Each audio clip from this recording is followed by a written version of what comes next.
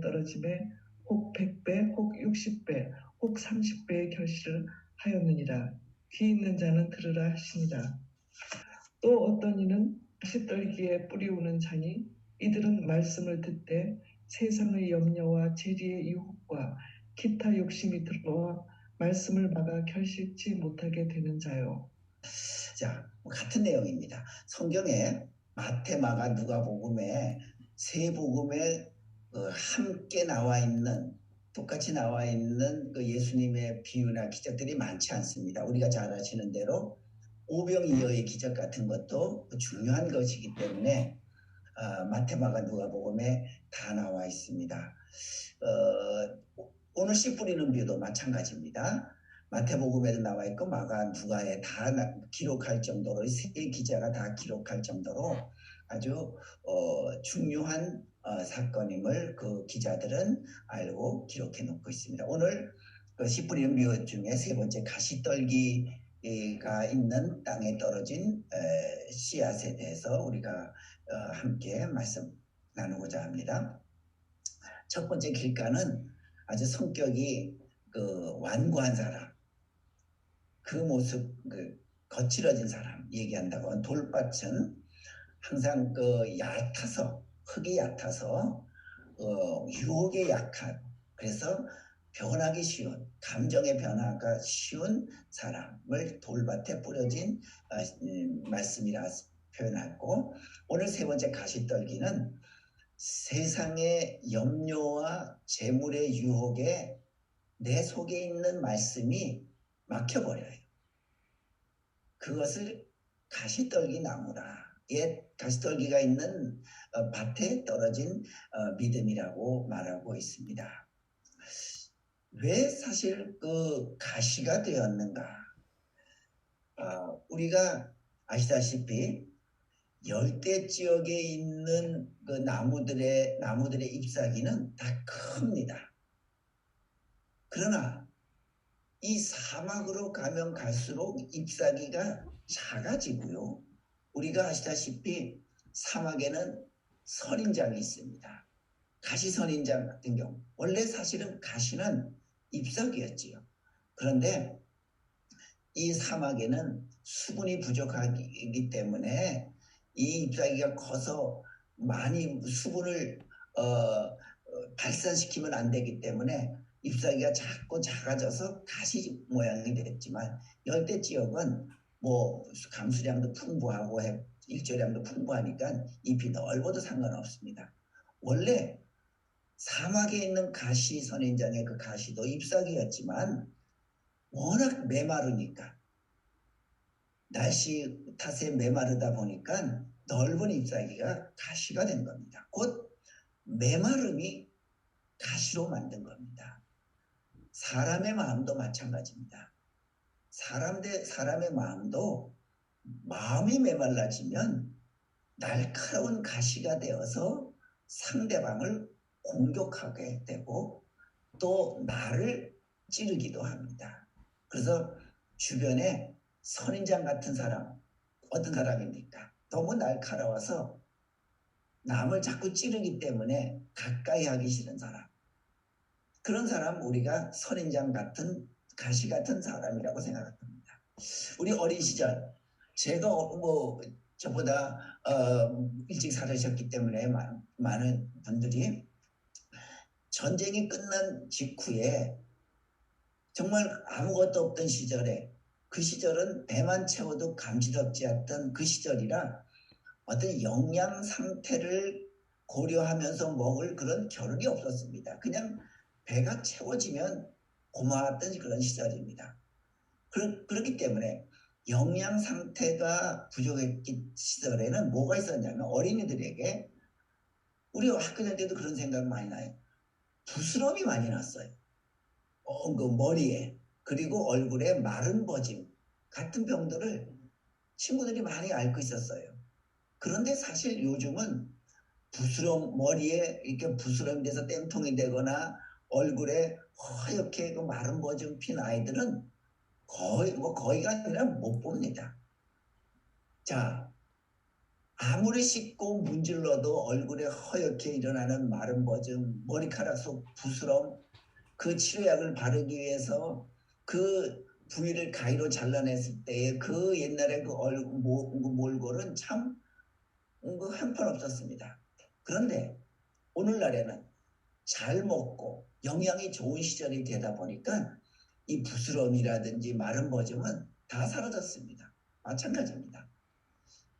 우리에게도 하나님의 말씀의 영양분이 충만한 영혼이 된다고 하면 그 메마름에서 오는, 부족함에서 오는 병이 사라질 수밖에 없습니다.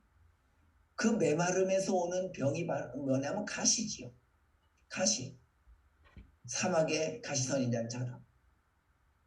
메마르고 공격적이고 남을 찌르는 그런 그 성품의 사람들은 그 영혼에 하나님의 말씀에 영양이 부족하기 때문에 그런 모습이 된 겁니다. 자, 그러면 우리들에게 그런 메마름을 가져오는 것들은 무엇인가? 메마름의 가시가 되는데 그 메마름을 가져오는 것들, 오늘 성경에 보면 그 씨앗, 뿌려진 씨앗은 이렇게 성경은 표현합니다. 가시떨기에 뿌렸던 것은 말씀을 들으나 세상의 염려와 재물의 유혹에 말씀이 막혀 그랬습니다.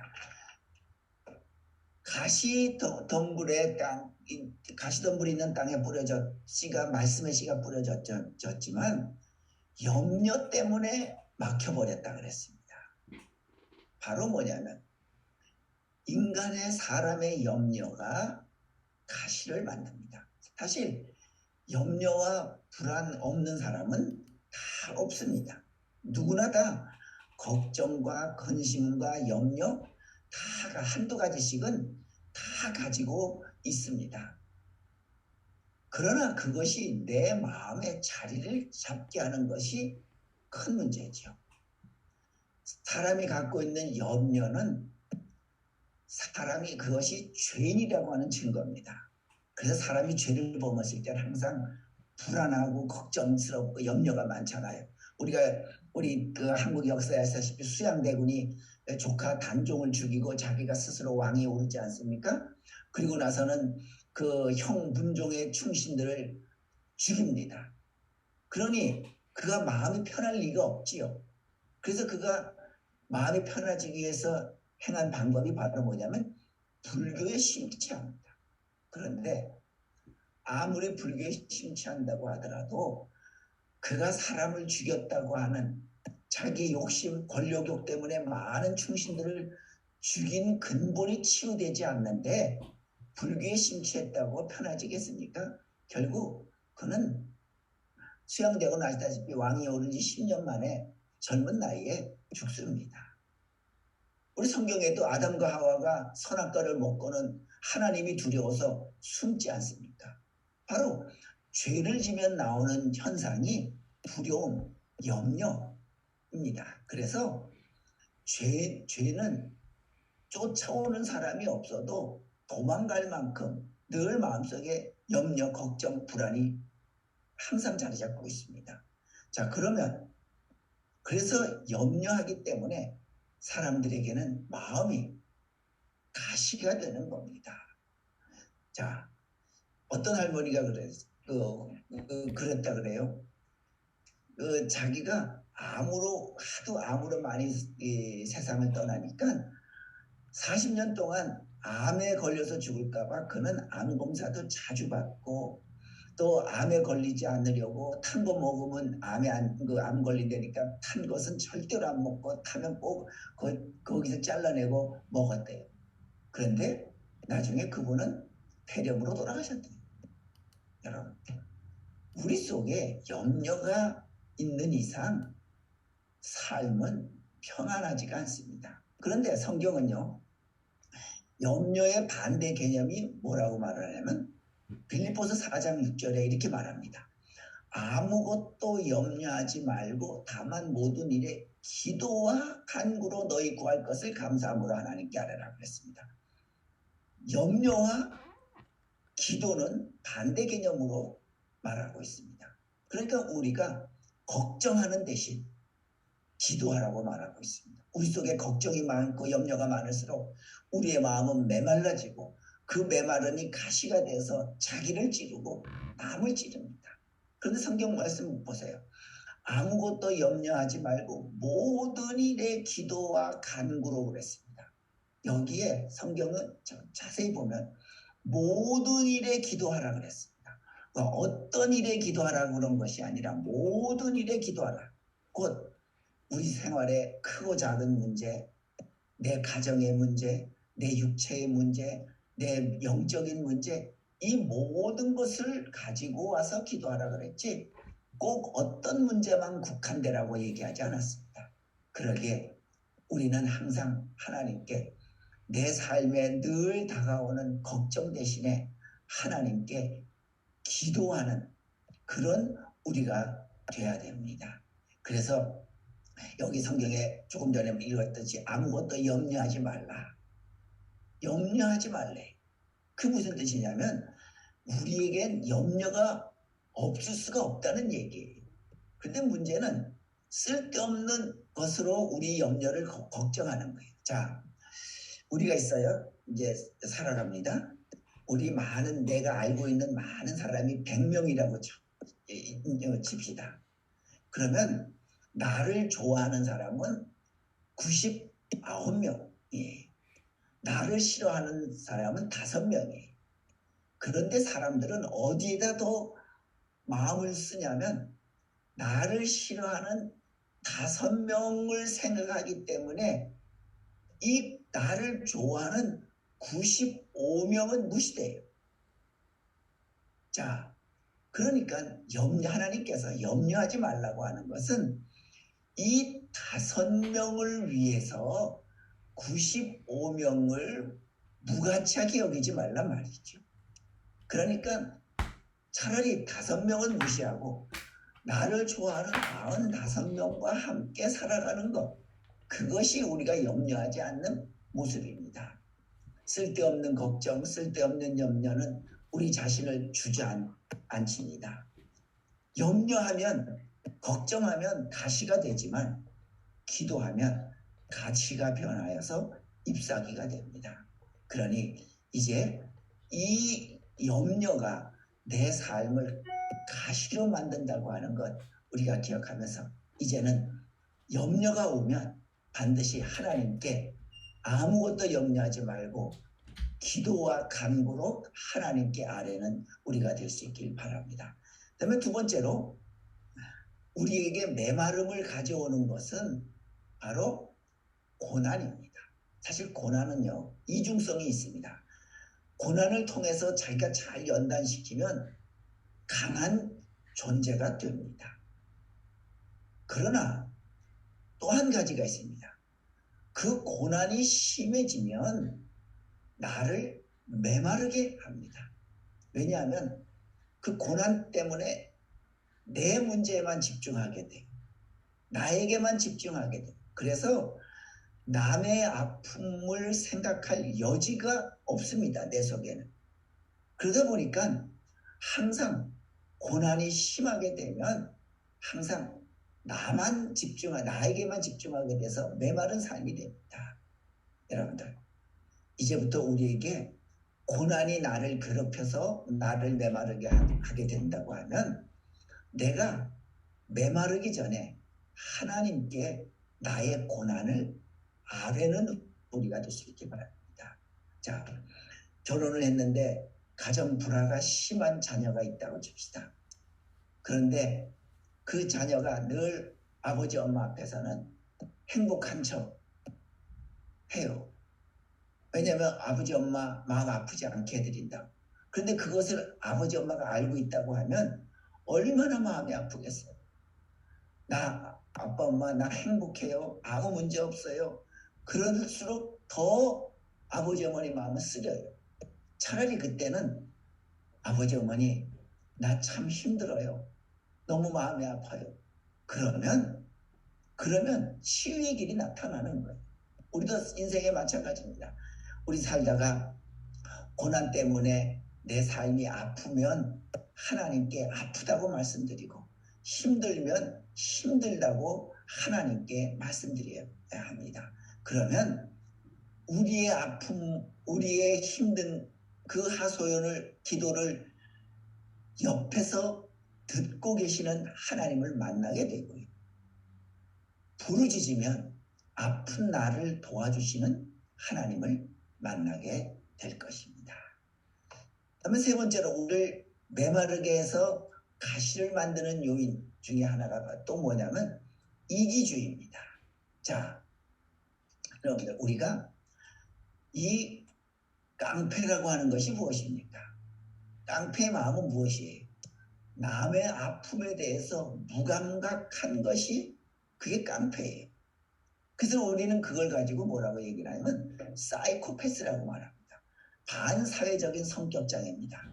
이 사이코패스는 다른 사람의 아픔에 대해서 느끼지 못합니다.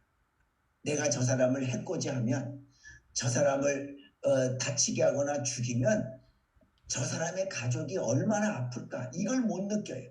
그러니까 사람들을, 이 사이코패스들은 함부로 죽이는 거예요. 다른 사람의 아픔이 자기의 아픔으로 느껴지면 다른 사람을 공격할 수가 없어요.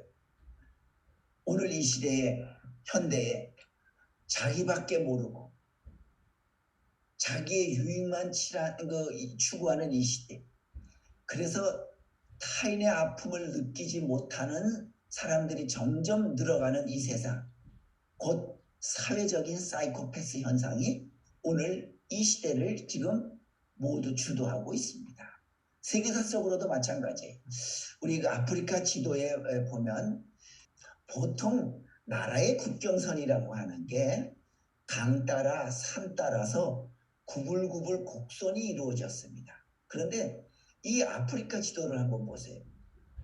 전부 대부분 직선으로 그어졌잖아. 어떻게 한 나라의 국경선이 이렇게 직선으로 될 수가 있겠어요? 심지어 우리나라 휴전선도 이러지는 않지 않습니까?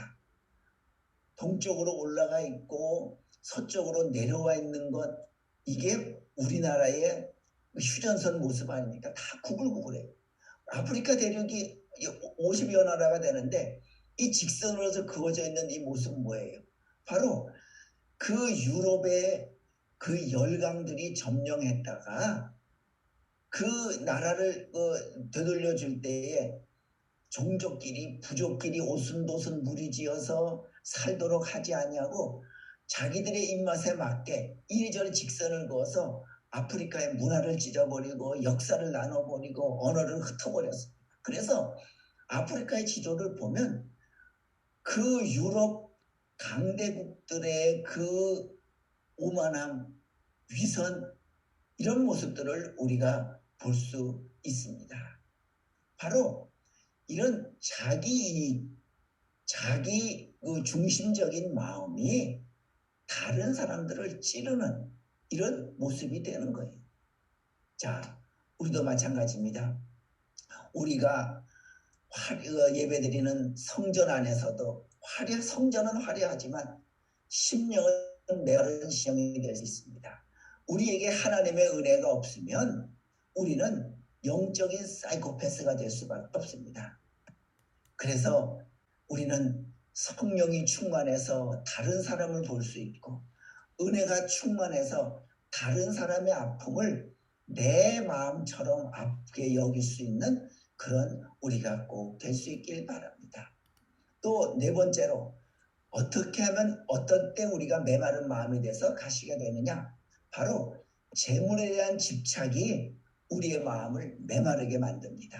성경 말합니다. 가시떨기에 부러졌다는 것은 말씀은 들으나 세상의 염려와 재물의 유혹에 말씀이 막혀 결실하지 못하는 자예요. 자, 재물에 대한 집착 때문에 메마른 마음을 만듭니다. 우리가 오래전에 상영되었던 영화 아실 거예요. 악마는 프라다를 입는다. 거기에 보면 그 미란다라는 잡지사 편집장이 있습니다. 그 미란다 그녀는 머리에서부터 발끝까지 고급 프라다를 거쳐요. 그것만 입습니다. 그리고 나서는 까다로움, 거기다가 거만함, 그러면서 자기 일에 매진합니다. 그런데 여기에 비서로 누가 들어가냐면 명문대를 졸업한 그 앤드리아가 그 까다로운 머리부터 발끝까지 프라다로만 치장하는 그 미란다 밑에 비서로 들어갑니다. 그래서 그 앤드리아는 자기는 그러지 않았지만 처음에는 그 자기가 모시는 그 편집장 미란다에게 맞추려고 자기도 순박했던 그가 점점 명품으로 자기를 두르기 시작합니다. 옷도 신발도 뭐 그 핸드백도 모두 그 자기 상관인 미란다에 맞춰서 명품으로 두릅니다. 그런데 어떤 현상이 벌어지냐면 명품으로 시장에 나가면서부터 그녀에게서는요 친구들도 떨어져 나가고 사랑했던 사람도 떨어져 나갑니다. 그제서야 안드레아는 깨닫습니다. 그래가지고 자기가 지금까지 갖고 있던 명품 옷들은 다 친구에게 주어버립니다. 그리고 그는 자기의 상관인 미란다에게서 걸려오는 휴대폰도 불 속으로 던져버립니다. 이렇게 모든 것을 내려놓은 앤드리아, 내려놓으니까 그에겐 기쁨이 오고 행복이 온다고 하는 것을 깨닫게 됩니다. 명품 같은 것을 추구할 때 남이 보기에는 화려해 보이지만 그녀의 가슴에는 메마름이 왔다는 것이죠. 그렇습니다. 교회 여러분, 과연 나의 주인은 어떤 것입니까? 사실 우리가 그래요. 우리가 너무 없으면 나누고 베풀 게 없어서 그것도 메마른 마음이 돼요. 또 너무 많으면 우리 마음 또 메마릅니다. 왜요? 가진 게 많다 보니까 만나자는 사람도 많고 놀자는 사람도 많아요. 그러다 보니까 정작 함께 시간을 보내야 될 사람과는 소홀해져요. 여러분들, 바로 우리에게는 너무 많은 것도 너무 없는 것도 그것이 아니라 우리에게 필요한 것이 있습니다. 우리 한번 그 폐품 처리장이나 쓰레기 합치장에 한번 가보시죠. 거기에 가보면 한때는 아주 비싸고 소중했던 가구와 옷과 가전제품들이 아마 산더미처럼 쌓여있는 것을 볼 수 있을 겁니다. 그 가전제품, 그 비싼 가구, 그 비싼 옷을 사기 위해서 때로는 밤늦게까지 일한 적도 있고요. 그것을 사기 위해서 몇백 불을 지불했을 수도 있고요. 그 물건들을 내 속에 놓기 위해서 부부싸움 한 적들도 있을 거고 친구와 우정이 깨진 적도 있을 거고 정직함을 버린 적도 있을 것입니다. 그런데 그렇게 그런 희생들로 인해서 얻은 물건들이 이제는 쓸모가 없어서 쓰레기 하치장에 그 나뒹구는 모습 알고 보면 지금 우리가 아끼고 있는 이 살림살이도 언젠가는 폐품 신세가 될 수밖에 없을 것입니다. 그럴 때 과연 내 소유가 지금 아끼고 소중하게 여겼던 이 소유물이 쓸모없어서 폐기 처분되고 있을 때 우리는 생각해 봐야 합니다. 과연 나는 인생을 어떻게 살아왔는가? 또 그 물건들이 폐기 처분될 때 나에게 영원히 남는 것은 무엇인가? 또 그 물건들, 소중했던 물건들이 이렇게 쓰레기가 될 때에 이제 나는 나를 영원한 초소로, 영원한 곳으로 반겨줄 분은 누구인가? 그것들이 폐기물이 될 때에 과연 나는 폐기물이 되지 않을까? 한번 돌아봐야 합니다. 그러기에 재물에 대한 우리의 기도는 어때야 됩니까? 성경에 분명히 말합니다. 잠언 30장 8절에 아굴이라고 하는 사람이 재물에 대해서 이렇게 기도합니다. 하나님, 나로 가난하게도 마옵시고 부하게도 마옵시고 오직 필요한 양식으로 내게 먹이시옵소서. 그렇습니다. 이것이 우리의 기도가 되어야 됩니다.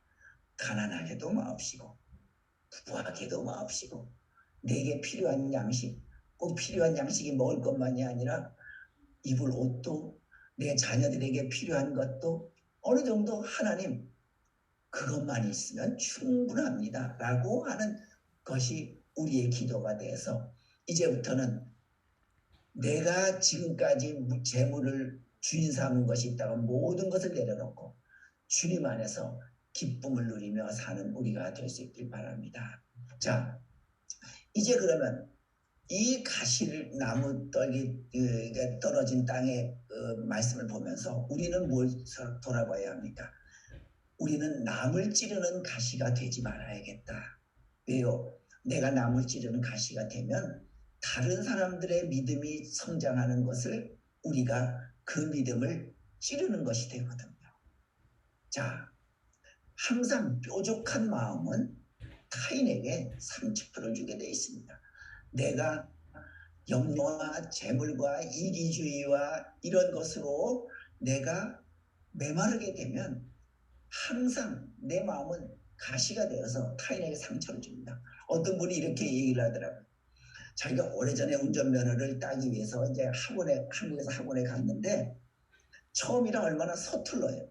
그런데 옆에 탄 조교 남자가 그렇게 핀잔을 주더래요. 나중에 무안을 주면서 뭐라 그러면 아니 아저씨 학교 나왔어요? 내가 이렇게 말하는데도 또 똑같은 실수하세요? 그러더래요. 그래도 그분은 자기는 남들이 가고 싶어하는 그 서울대학교를 나왔는데 기분 좋지 않더래요. 아저씨 학교나 다니셨어요? 그 운전면허 딴 지가 거의 한 40년 전인데도 아직 그 집사님이 그 얘기를 저한테 해주시는 거 보면 아마 그때의 그 말이 자기에겐 가시가 되어서 크게 충격이 되었나 봅니다. 아마. 여러분들 우리도 마찬가지일 수 있습니다. 운전학원의 조교처럼 나만의 잣대를 내세워서 남을 찌르면 그게 내가 가시인 것입니다. 걸핏하면 가시가 되어서 남을 찌를 뿐만 아니라 아내도 찌르고 남편도 찌르고 심지어 그 가시는 주님도 찌릅니다. 여러분 이제 인간은 뾰족함에서 상처를 주지만 곡선에서 치유를 받습니다. 우리가 사랑을 의미하는 하트 모양도 뾰족한 게 아니라 곡선이잖아요. 자, 인간은 곡선에서 휴식을 느낍니다. 우리가 똑바로 난 길보다는 아주 돌담으로 둘러싸인 구불구불한 시골길 가면 뭔가 마음이 평온해지지 않습니까? 바로 그 곡선이 우리를 평안하게 해주는 거예요. 자, 그 곡선이 바로 뭐냐면 따뜻한 마음입니다. 사랑의 마음입니다. 우리는 남을 찌르는 가시가 되어서는 안 됩니다. 또 우리는 가시를 또 한 가지 지녀야 합니다. 그게 뭐냐면 나를 지키는 가시는 반드시 있어야 합니다. 나를 찌르는 가시는 그것은 하나쯤은 꼭 가져야 합니다. 남을 찌르는 가시가 아니라 나를 지키는 가시 하나쯤 이것이 우리가 가져야 할 겁니다. 그 예전에 제가 그 신학교 다닐 때 그 조정래 씨의 태백산맥이 한꺼번에 10권이 나온 게 아니라 한 권 한 권씩 나왔어요. 그래서 한 권 읽고 나면 그게 10권으로 돼 있는데 다음 권 언제 나오나 늘 기다렸던 그 추억이 있습니다. 거기에 보면 조정래 씨의 태백산권 2권에 보면 탱자나무 전설이 나옵니다. 옛날에 자식 5을 둔 과부가 있었어요. 남편은 남기고 간 것이 없어서 너무 힘들게 어렵게 자녀를 키워갑니다. 이제 몇 년을 이를 악물고 그 과부가 그 자기 자녀 5을 키우지만 견디질 못하고 병이 들어 누웠어요. 이젠 그 어머니가 나가서 일을 못하니까 굶어 죽게 된 형편입니다. 그 소문이 나자 하루는 어떤 노파가 찾아와서 얘기를 합니다. 저 산나무 부잣집에 큰 딸을 소실로 보내면 넌 5 맞이기를 주겠다고 하는데 이렇게 굶어 죽을 것이 아니라 큰 딸을 그 집에 소실로 보내자. 그 큰 딸은 그때 15살입니다. 과부 어머니는 차마 그 얘기를 자기 딸에게 말할 수 없으니까 그 노파가 대신 와서 얘기를 합니다. 그 노파의 말을 들은 처녀는 자 그러면 내가 갈 테니까 그 논 5마지기를 주는 것이 아니라 논 5마지기에 해당하는 쌀을 달라고 합니다. 그래서 그 처녀는 그 쌀을 받아서 집에다 놓고 이제 그날 늙은 부잣집에 가서 첫날 밤을 지냅니다. 그리고 그 다음날 그 처녀는 뒷동산에 올라가서 감나무에 목을 메고 자결합니다. 이것을 본 안 늙은 부자는 속았다고 펄펄 뛰면서 당장 그 쌀가마를 찾아오라고 부르령을 내리니까 하인들이 부랴부랴 뛰어가서 처녀의 집에 가서 찾아오려고 처녀의 집에 가봅니다. 가봤더니 이미 처녀의 식구들은 다 이미 떠나버리고 없어요. 이 소식을 들은 늙은 부자는 더욱 화가 나서 그 처녀의 시체를 묻지 말고 산골장에다 내다버리라고 명령합니다. 그래서 하인들이 내다버립니다. 그런데 그날 밤에 어둠 속을 헤치며 한 사람이 그 처녀의 시체를 업고 가는 사람이 있었습니다. 그 누구냐면 몰래 예전에부터 그 처녀를 짝사랑했던 동네 총각이에요. 그래서 그 총각은 남들의 눈에 띄지 않도록 그 처녀를 묶고 평토장을 합니다. 남의 눈에 띄지 않게. 그런데 다음 해에요. 그 평토장한 그 자리에 싹이 올라오고 그 싹이 점점 자라면서 몸에 가시를 달기 시작했습니다. 그 사내는 총각은 깨달았습니다. 아, 이 가시나무는 내가 짝사랑했다가 죽은 이 처녀가 한이 맺혀서 가시가 돋친 나무로 변한 것이구나. 그래서 이제부터는 자기 몸을 아무도 범하지 못하도록 온몸에 가시를 달고 다시 태어났구나. 이 처녀의 정절에 감복한 그 청년은 평생을 혼자 살면서 그 처녀의 한을 풀어주기 위해서 온 산지 사방에 그 탱자나무, 가시가 돋친 탱자나무를 심었다고 하는 전설입니다. 하나의 전설이 있지요. 곧 탱자나무 가시는 남을 찌르기 위한 가시가 아니라 자기를 지키기 위한 가시였다라고 하는 그 전설을 제가 그 태백산맥에서 읽는 순간 아, 탱자나무가 참 대견스러워 보이더라. 여러분들 마찬가지입니다. 우리도 때로는 내 자신의 잘못된 습관, 내 잘못된 그 성격을 잘라내고 단호하게 찌를 수 있는 나만의 가시 우리가 가질 수 있기를 바랍니다. 자, 이제 우리 가시떨기에 떨어진 나무입니다. 여기서 우리의 믿음을 잘 관리해야 되는 것을 볼 수 있습니다. 왜냐하면 여러분들 가시밭의 땅은 처음부터 나쁜 땅이 아니었습니다. 가시밭에 있던 그 땅은 원래는 토질은 좋았습니다. 씨가 떨어졌을 때 그 가시나무도 뿌리가 잘 내렸어요. 거기에 곡식씨도 떨어져서 곡식도 뿌리가 잘 내렸습니다. 그런데 가시나무도 너무 잘 자라는 거예요. 특별히 신경 쓰지 않아도 잘 자랍니다. 이것이 문제입니다. 그래서 가시나무가 곡식을 찔러서 곡식을 질식시켜 버렸습니다. 마찬가지입니다. 여러분들 선과 죄가 있으면 선보다 죄가 훨씬 번식력이 높습니다. 그렇기 때문에 우리 믿음 생활하면서 죄의 문제를 해결하지 않으면 우리 영혼을 찔러서 우리를 잠식시켜 버립니다.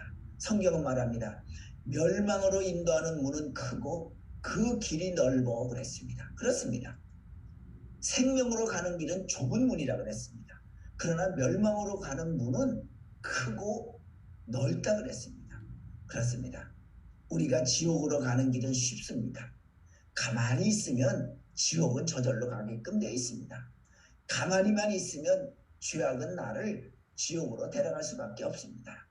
그러기에 여러분들 좋은 땅은 처음부터 된 것이 아니라 작업을 해야 됩니다.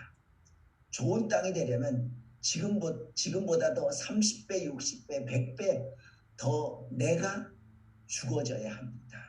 여러분들 우리가 보통 장례삼이라고 하는 그 인삼 6년 그리지 않습니까? 그래서 6년 되었을 때 캐는 그 인삼이 가장 품질이 우수하다 그래서 장례삼이라고 합니다. 자, 그러면 장례삼 6년 되었을 때 캐서 먹으면 제일 좋은데 산에서 우리가 발견한 자연산 산삼은 몇 년근이 가장 좋을까요? 6년근이요? 100년근이요? 10년근이요? 아닙니다. 산삼은 발견하자마자 즉시 캐야 효과가 있습니다. 그래야 내 거 되는 겁니다. 신앙도 마찬가지입니다. 내게 나쁜 뿌리가 있고 나쁜 가시가 있으면 즉시 뽑아버려야 합니다. 그래서 우리 마음을 계속 돌아보아야 우리가 가시가 없는 좋은 땅이 되는 것입니다. 또 두 번째로 가시는 말씀과 함께 자랍니다. 더러는 가시떨기 속에 떨어짐에 가시가 자라서 기운을 막. 더러는 말씀이 가시밭이 있는 가시의 나무가 있는 그 밭에 떨어져요. 말씀도 떨어지고 가시도 같이 자라요. 좋은 씨앗만 자라는 것이 아니라 가시도 같이 자랍니다. 여러분들 기억해야 합니다. 가시가 말씀과 함께 자라는 것을 기억해야 합니다. 나의 신앙만 자라는 것이 아니라 나의 가시도 함께 자라는 것을 우리가 생각해 두어야 합니다. 신앙이 자라면서 동시에 내 욕심도 자라고 신앙이 자라면서 내 자존심도 자랍니다. 그것이 바로 내 안에 있는 말씀을 빼앗아 버립니다. 신앙의 연조가 깊다고 자동적으로 믿음이 좋다고 생각해서는 절대 안 됩니다. 원래 종교 집단이라고 하는 것은요. 자기 반성엔 더딥니다. 그리고 자기 우상화엔 발이 빠릅니다. 이게 종교 집단의 특성이에요. 자기 반성엔 느리고 자기 우상화에는 빠릅니다. 그런데 우리는 어떻습니까? 우리는 신앙의 공동체지 종교 집단이 아닙니다. 그렇기 때문에 나를 찔러서 잘하지 못하도록 자기 반성에 빨라야 합니다. 이제부터 믿음 생활은 작은 것 하나부터 나를 변화시키는 우리의 노력이 필요합니다. 변화되어야 할 나의 성품, 변화되어야 할 나의 습관을 놓고 이제는 한 가지씩 바꿔나갈 수 있는 우리가 될 수 있길 바랍니다. 자, 가시를 없애는 방법. 첫 번째가 날마다 말씀의 검으로 내 안에 가시를 잘라내야 합니다. 여러분들 걱정이라고 하는 것은 그렇죠. 한 문제를 놓고 계속 반복적으로 생각하는 것이 걱정이지요. 묵상은 뭡니까? 하나님의 말씀 하나를 놓고 계속 생각하면 그것은 묵상이라고 말을 합니다. 이제 우리의 생각과 관심거리는 걱정거리에서 성경 구절로 우리의 생각을 고정시켜야 합니다. 그래서 우리가 매달 암송 말씀을 우리가 정해서 늘 읽는 것이 바로 그 말씀을 암송하고 묵상하고 해서 걱정거리에 우리의 생각을 집중하는 것이 아니라 하나님의 말씀에 반복해서 생각해서 묵상하면 묵상할수록 우리의 걱정거리는 줄어드는 겁니다. 항상 말씀으로 우리의 가시를 잘라내는 우리가 될 수 있기 바랍니다. 두 번째로 가시를 잘라내는 방법은 우리 교회를 이 가시를 없애는 메마름의 가시를 없애는 곳으로 만들어야 합니다. 우리가 잘 아는 이어령 박사, 한국의 대표적인 지성인이라고 하죠. 지금은 암에 걸려서 지내신다고 하지만 그가 이제 나중에 예수를 믿었습니다. 그의 따님이 그 김민아인가요? 나중에는 그 미국의 연방 검사였다가 이제 병 얻어서 지내고 아들도 잃고 나중에 목사가 됐고 결국 세상을 떠났죠. 그것 보고 이제 이어령 씨도 회개하고 하나님 품으로 돌아왔습니다. 그래서 이어령 씨에게 많은 사람들이 당신 같은 지성인이 왜 교회 가냐고 비난적으로 묻더랍니다. 지성인이라고 하면 집에서 찬송 부르고 성경 읽으면 되지 굳이 사람들 앞에 나가서 예수 믿는 티 내야 되냐고. 그때 이혜령 씨가 이렇게 질문했답니다. 배가 고프면 어디 가지요? 그냥 식당에 가죠. 무언가 알고 싶으면 어디 가지요? 예, 도서관에 가죠. 심심하면 어디 갑니까? 예, 극장에 가서 영화를 봅니다. 몸이 아프면 어디 갑니까? 병원에 가죠. 그러면서 이혜령 씨가 말하기를 그럼 먹어도 배고프고 마셔도 갈증이 나고 놀아도 심심하고 배워도 답답하면 어디를 가야 합니까? 아무 대답도 못 하더라요. 자, 그러다 또 비난하던 사람들이 아니 교회를 가면 교회는 늘 뭐 신문지상이나 이런 데 보면 편갈라서 싸우고 재판에도 가고 그런 이상한 짓을 하는 그런 교회들인데 그런 교회를 왜 가느냐고 비난하더라고요. 그러다 이영씨가 이렇게 말했다고 합니다. 그래요. 모든 교회가 다 영적인 것은 아니지만 그래도 영혼이 메마른 사람이 찾아갈 곳은 교회뿐입니다. 교회가 부패한 교회가 있다고 해서 교회에 가지 말라고 하는 것은 병원 의사가 오진해서 사람을 죽였으니 앞으로는 병원에 가지도 말라는 것과 똑같습니다. 그렇습니다. 여러분들, 교회는 사람들의 메마른 영혼, 메마른 감정을 적셔줄 수 있는 유일한 곳입니다. 그러기에 교회에 사랑이 없으면 사람들은 떠나요. 여러분, 인재가 떠나는 회사, 인재들이 모이는 회사라고 하는 책에 보면 인재들이 떠나는 회사의 공통점이 뭐냐면 월급을 조금 줘서 떠나는 것이 아니라 이 회사에서 사랑할 만한 것이 없기 때문에 떠난다고 말하고 있습니다. 교회도 마찬가지입니다. 교회에서 사랑할 만한 것을 발견하지 못하면 떠날 수밖에 없습니다.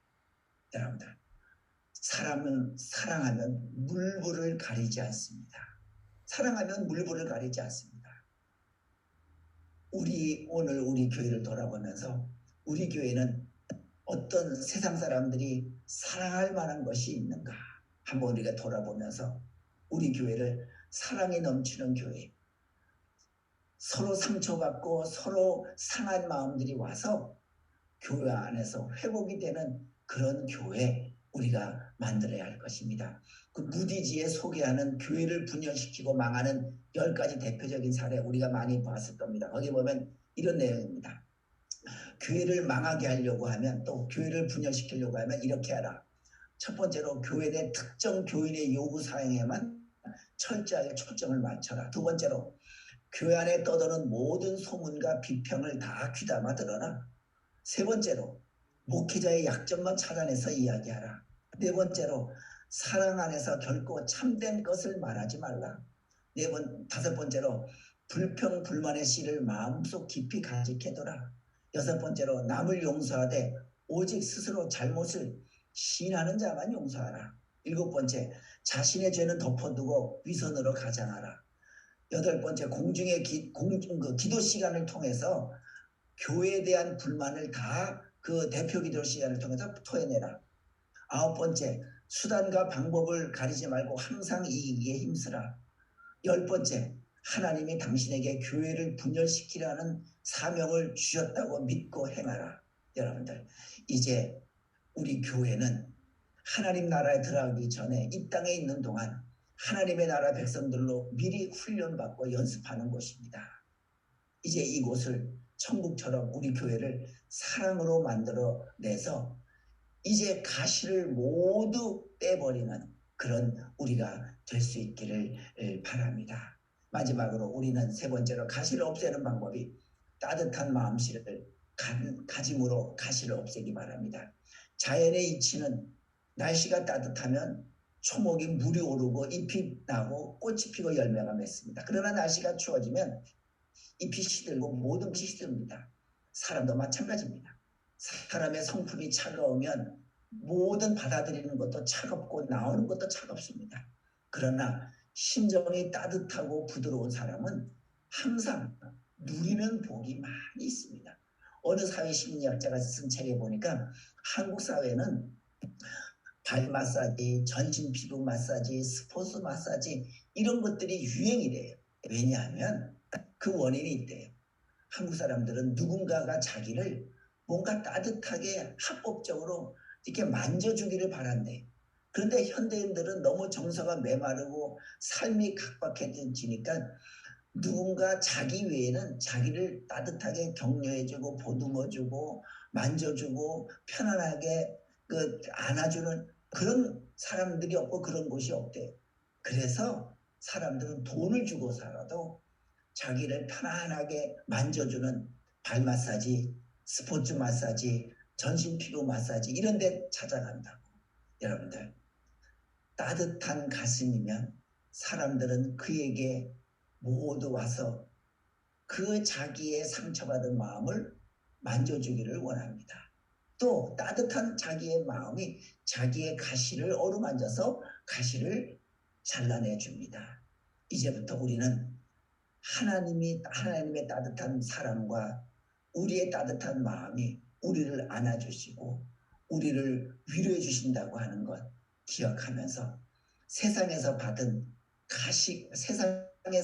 가시 때문에 받은 상처를 하나님의 사랑으로, 우리 가족들의 따뜻한 마음으로, 우리 교우들의 사랑으로 다 위로받는, 그래서 그런 교회, 그런 가정, 그런 우리 믿음의 사람이 되시기를 주님의 이름으로 축원합니다. 기도하겠습니다.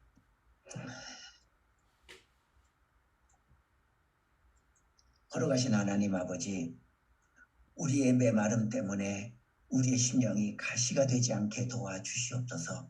우리의 염려와 걱정 때문에 우리의 삶이 메마르지 않도록 하나님 항상 하나님의 말씀을 생각하게 도와주시고 기도로 우리의 모든 걱정을 아뢰게 도와주옵소서. 우리의 재물이 너무 없어서 또 너무 많아서 우리가 메마르지 않도록 하나님께서 우리에게 너무 부하게도 마시고 너무 가난하게도 마시고 우리가 가족과 함께 지내는 일용할 양식이 우리 속에 늘 풍성하게 거할 수 있도록 주님 인도하여 주옵소서. 이제는 하나님의 말씀과 하나님의 사랑과 우리의 따뜻한 마음으로 우리의 상처받은 가시로 상처받은 우리의 마음, 우리의 이웃의 마음, 성도들의 마음을 우리 교회가 또 우리 그리스도인들이 다 씻어줄 수 있는 우리의 귀한 모습 되도록 도와주시옵소서. 예수님의 이름으로 기도하옵나이다. 아멘.